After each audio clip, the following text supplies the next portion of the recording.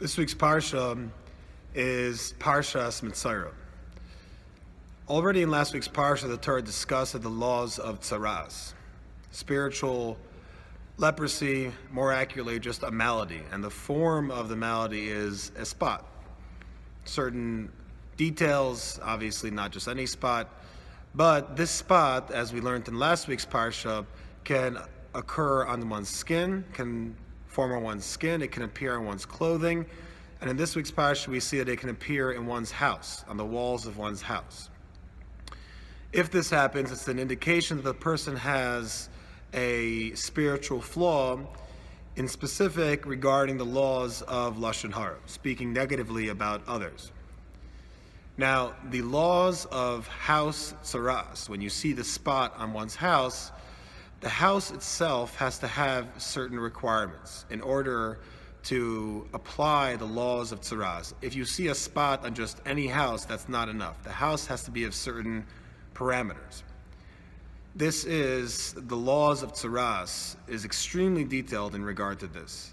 And just to list a few of the requirements, it must have 4 walls. It cannot have 3 walls.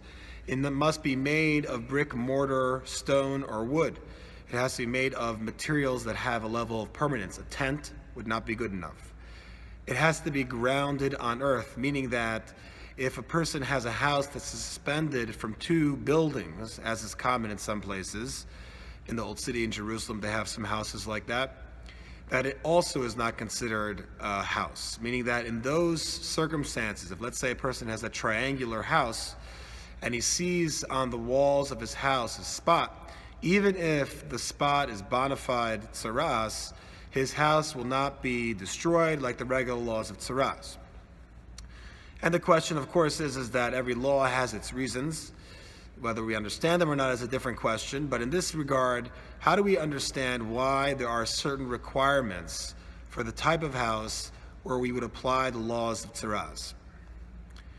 So to this, the commentators answer that a person, in order to even have the chance, the ability, the capability of keeping his tongue, making sure that he doesn't speak Lashon Hara, and in general regarding other averos, sins, a person has to have an organized, structured household.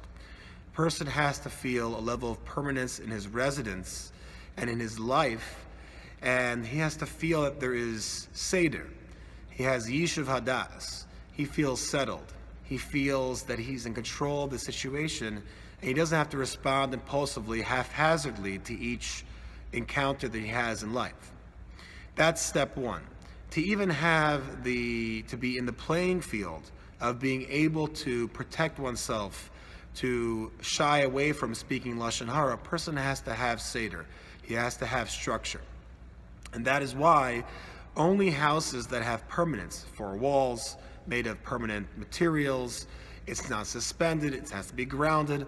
All of these things are indication of the structure of the person's life. And if a person is lacking that structure, he has no hope to keep the laws of Lashon Hara. It's much more difficult. I shouldn't say there's no hope. There is hope, of course. Any situation you can keep Lashon Hara. You can make sure not to speak negatively about others. But a very important ingredient that facilitates that ability is the seder in one's house, the structure of one's household and in his life.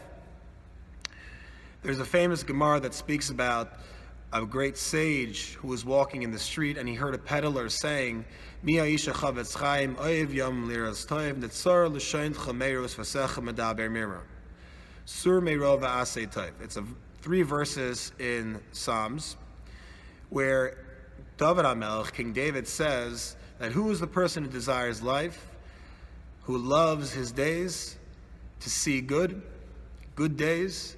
That's the person who watches his tongue, meaning that he doesn't speak Lashon Hara, negatively about others. And the last verse is, steer away from evil and do good. So this great sage, who was obviously very knowledgeable and pious, was very impressed with these words. And he said he never understood the import of that statement. The question is, if you just look at the English translation, it's understandable. You want to have life, You want to have a good life? Make sure not to speak negatively about others. That's just the simple reading. You don't even need to look at the commentators. Why was this great and famous, illustrious sage all of a sudden struck with this verse? I'm sure he knew it. He probably knew it by heart. And this peddler who just recited those 3 verses, he was so affected by that, he felt that it changed his course of his life utterly. How are we to understand this? Have a good Shabbos.